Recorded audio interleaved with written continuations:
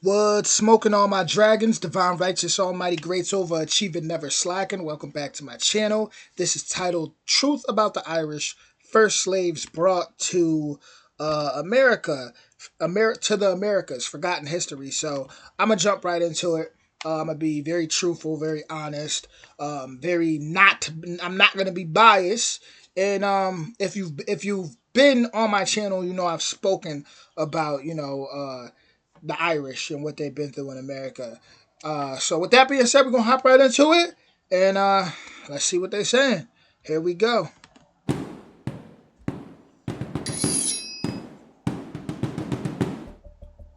There has been an ongoing debate as to whether the Irish were the first slaves in the Americas, predating the first black African slaves by almost a decade.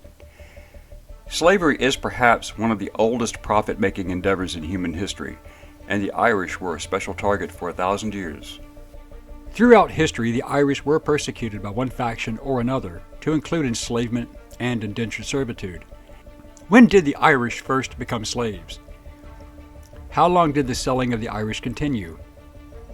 Who was responsible? Hello, I'm Colin Heaton, former soldier, Marine Corps scout sniper, history professor, historian and book author, and we will answer these questions and other issues on this segment of Forgotten. So far from the guy's introduction, he got the accolades. Let's see how he bring it. History.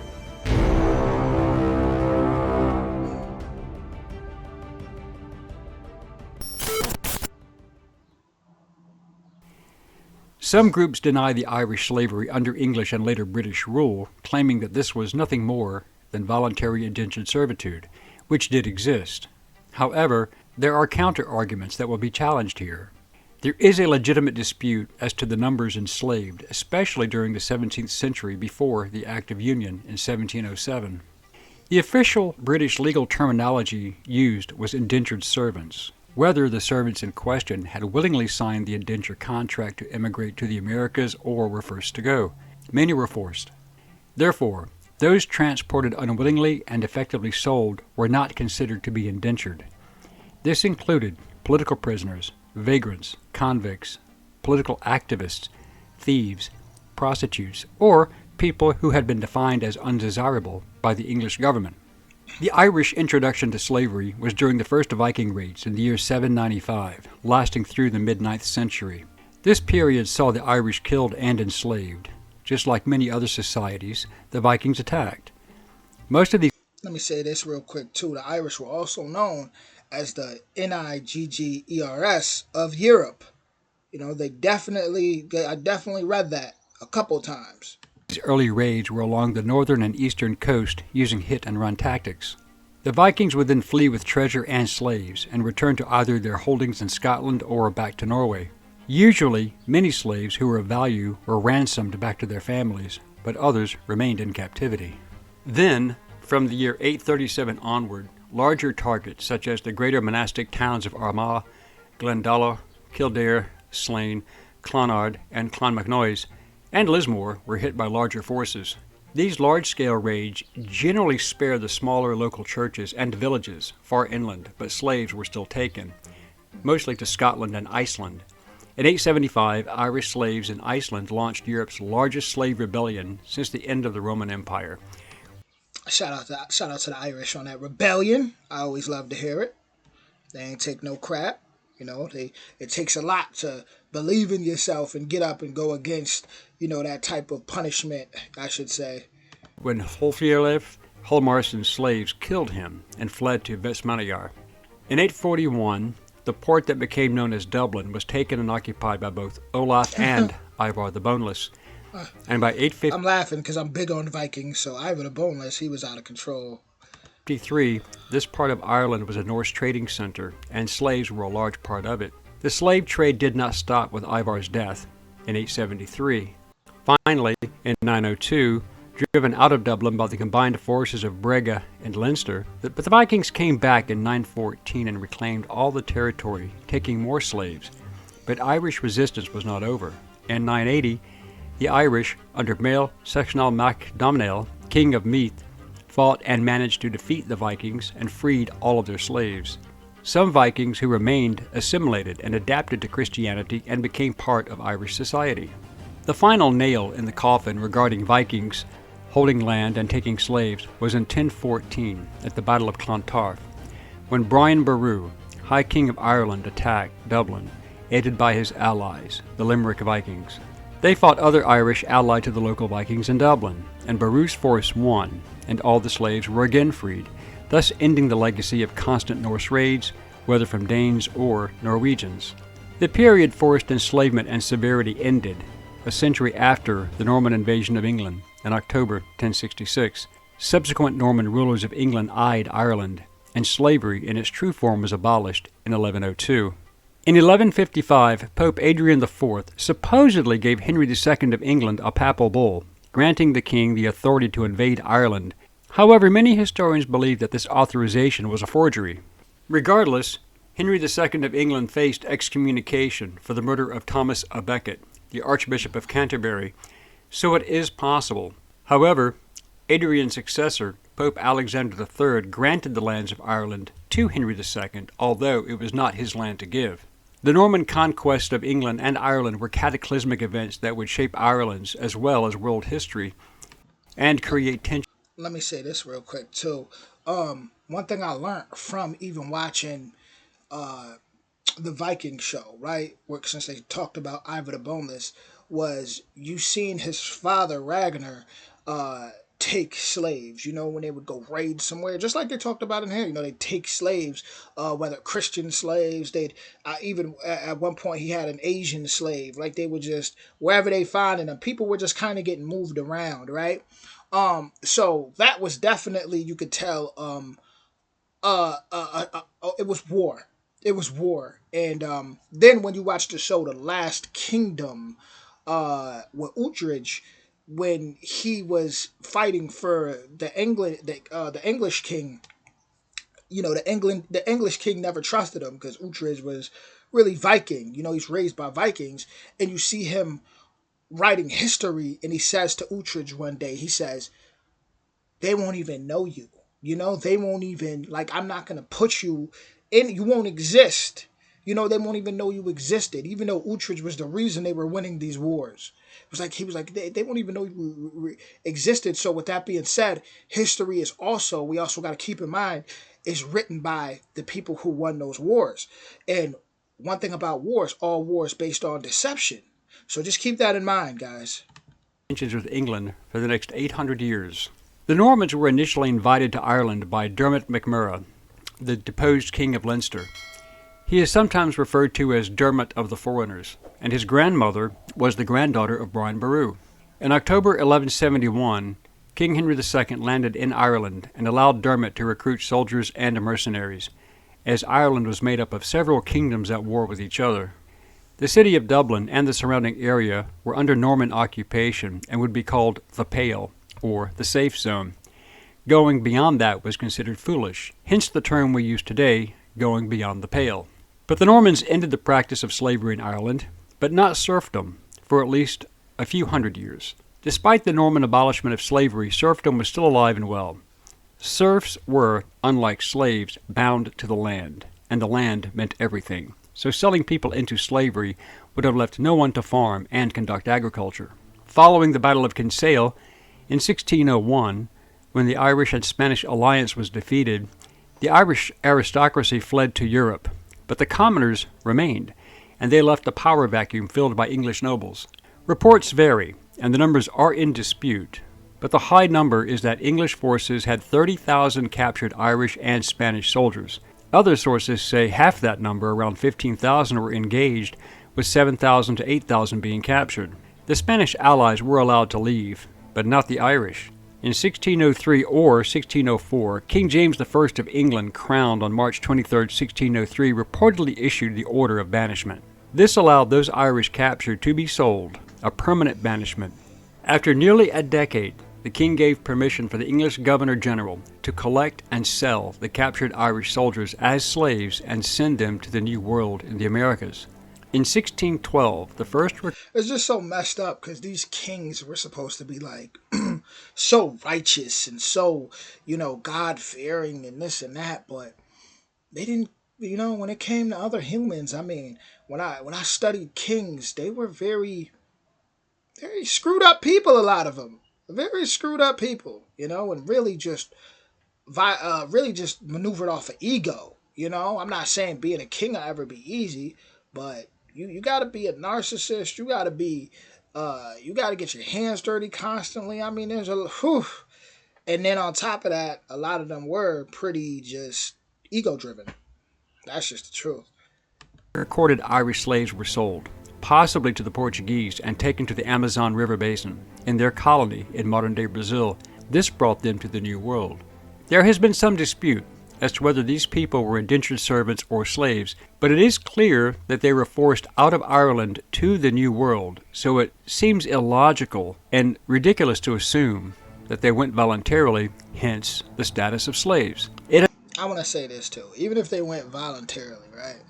I'm still gonna go ahead and say slavery. And the reason I'm gonna say that is because, right, we work in jobs nowadays and we say it's slavery. Imagine, I highly doubt they were getting paid what they should have been getting paid. I highly doubt they were being treated right, especially if you gotta leave and just go all the way to Brazil, and which is like, so come on, like it's kind of obvious that it was, some form of slavery, even whether you want to call it indentured servants or whatnot.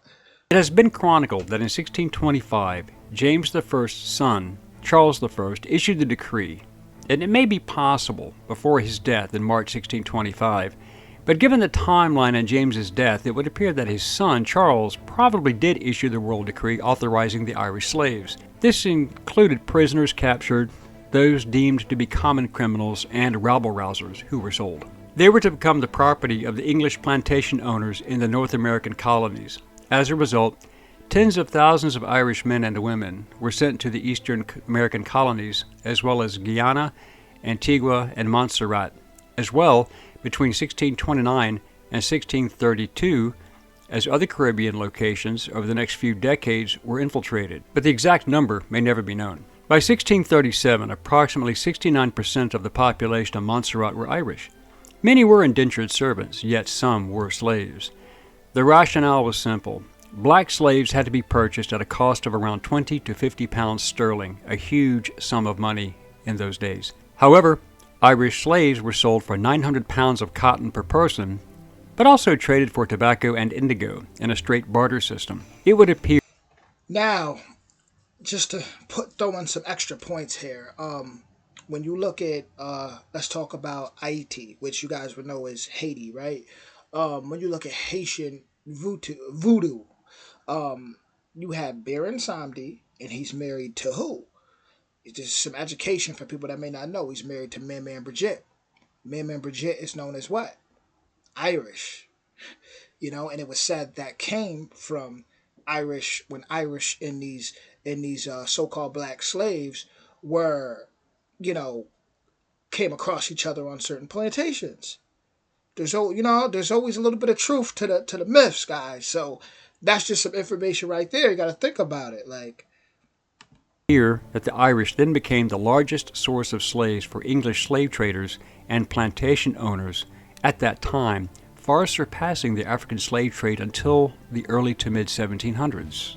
Between 1641, during the Irish Rebellion, to 1652, it has been stated that over 550,000 Irish were killed by English forces, and 300,000 more were sold as slaves, mostly military-aged men. Their children, especially women and girls, were sold and considered quite valuable in the domestic service roles. The greatest perpetrator of this was Oliver Cromwell, who defeated Charles I in 1649 during the English Civil War and had him executed. Cromwell, as Lord Protector, waged a ruthless war against the Irish, starting in 1649. Man, a lot of these guys were just straight psychopaths. Straight up. Power-driven, ego-driven psychopaths. By 1650, it is claimed that nearly 29,000 Irish were sold to planters in St. Kitts. During the decade of the 1650s, it is also claimed, as well as disputed, that around 100,000 Irish children, generally from 10 to 14 years of age, were taken from their parents and were also sold and sold themselves also as slaves or indentured servants in the West Indies, Virginia, the Carolinas, and New England. It is also claimed that between 1651 and 1660, the Irish slaves far outnumbered the colonists in all areas. In 1652, Cromwell ordered that 12,000 Irish were to be sold to Barbados, and those numbers are not in dispute, only their status. On 1 May 1654, his "To Hell or to Connaught" proclamation was issued during the Act of Settlement of 1662. This was when the English began confiscating all Irish-held lands, and the native Irish were relocated west of the Shannon River. Those who resisted were sent to the West Indies as slaves or executed. His own words proclaimed, quote, "Those who fail to transplant themselves into Connaught or County Clare within 6 months shall be attainted of high treason, or to be sent to America, or other parts beyond the seas. Those banished who return ought to suffer the pains of death as felons by virtue of this act without benefit of clergy." End quote. The English could kill the Irish without penalty, but selling them offered great profit. It is claimed that over 80,000 more Irish were sold, with 52,000 going to the colonies of Barbados and Virginia, but again we cannot verify the exact numbers. Many argue that these were indentured servants, not slaves, yet there are no records of contracts between those forcibly removed and their benefactors. One may assume that, given the barter system of using tobacco and cotton as a trade item for workers, that these deported Irish were, in fact, slaves. In 1656, the Council of State ordered the roundup of 1,000 Irish girls and 1,000 Irish boys in their early teens, even some children, to be rounded up and sold to Jamaican planters.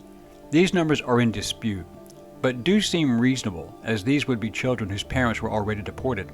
Part of this order was an edict passed on October 2, 1665, which stated, quote, "Upon report of Committee for America concerning proposals for transporting persons from Long Island to Jamaica, to confer with the Committee for Jamaica." End quote. The persons were Irish, and no indentured servant would be released to go to Jamaica. These had to be forcibly exported Irish, who were already present in New York. In fact, some of the English receiving these Irish slaves seemed rather concerned, hence this following report, quote, "Commission appointing Cornelius Holland, Colonel Owen Roe, Sir Thomas Roth, and 14 others accompany, by the name of the Governor and Company of the City of London, for the plantation of the Somers Islands, to take into consideration the present condition of those plantations, many well-affected persons there having been much oppressed and unjustly dealt with in relation to matters of conscience." End quote. Whitehall, 1653, June 28th.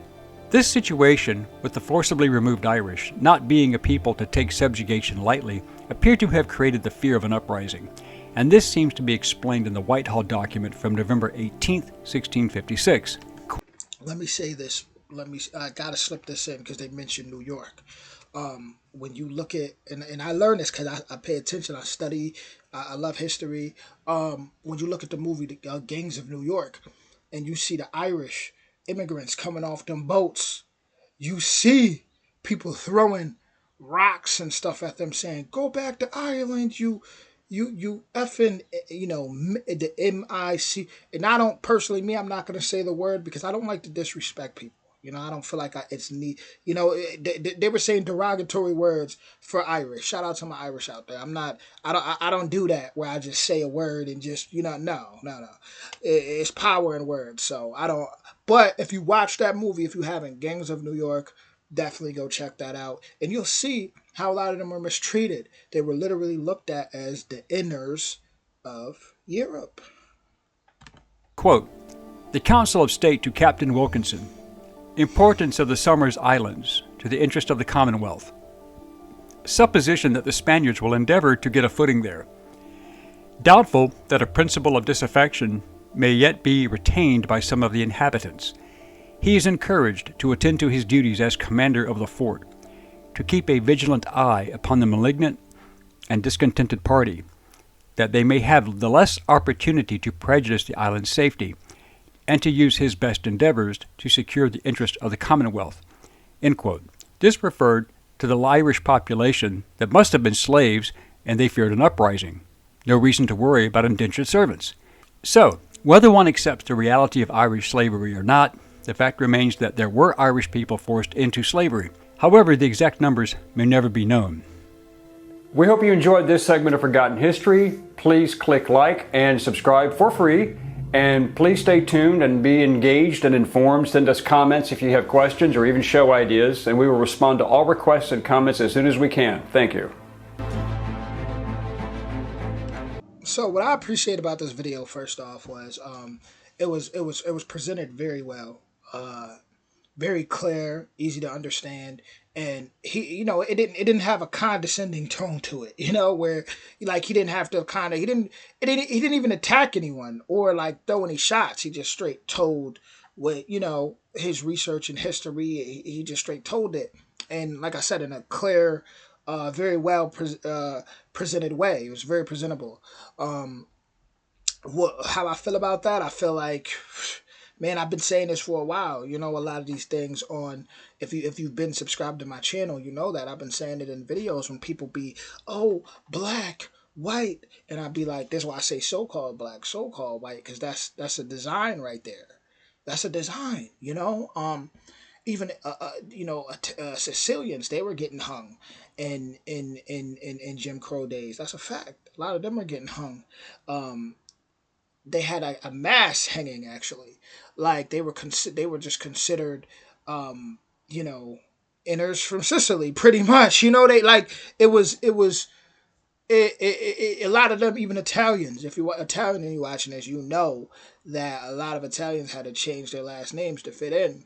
A lot of these different immigrants, and they started coming together, and the powers that be, they seen that. So that's when they really split it. Black, white. They start really splitting things and giving so-called white people the illusion that they were, this American dream, and that there was a big difference, and stereotypes and prejudice and all this, and then Hollywood, black man, all these things to just separate the people, and all these attacks still to this day. So my whole thing is like, but a lot of people have woken up. My whole thing is like, if you still out here, and the reason I got to start adding everybody to it is because, America, we're in a boiling pot. So I got to use this as an opportunity to give a message to the people of America.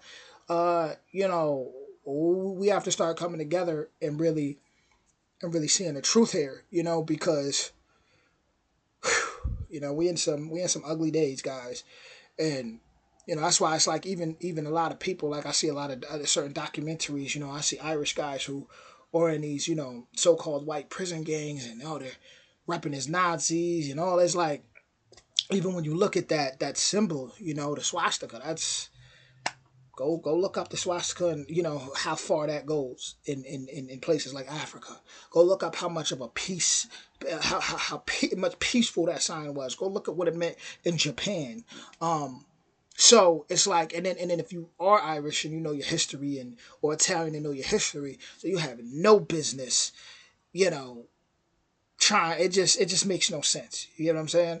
So, but that's how they want us to be separated and at each other's necks, race bait and all this stupid stuff, right? If you got a soul, you're gonna completely feel where I'm coming from, because I definitely don't believe everybody has a soul out here for sure. But yeah, this was well broken down, and when he showed Ivor the Boneless, if you guys haven't watched Vikings, Ivor the Boneless was out of control, man. But it definitely makes sense. It didn't, like I said, it was nothing condescending, nothing that felt like there was some type of agenda to it. Man, I liked it. Definitely enjoyed it. With that being said, guys, let me know what you guys think in the comments. Original link will be in the description. And if you want more videos like this, hit that like, that subscribe, and that notification bell. And I'll see you guys all soon. Much love, y'all.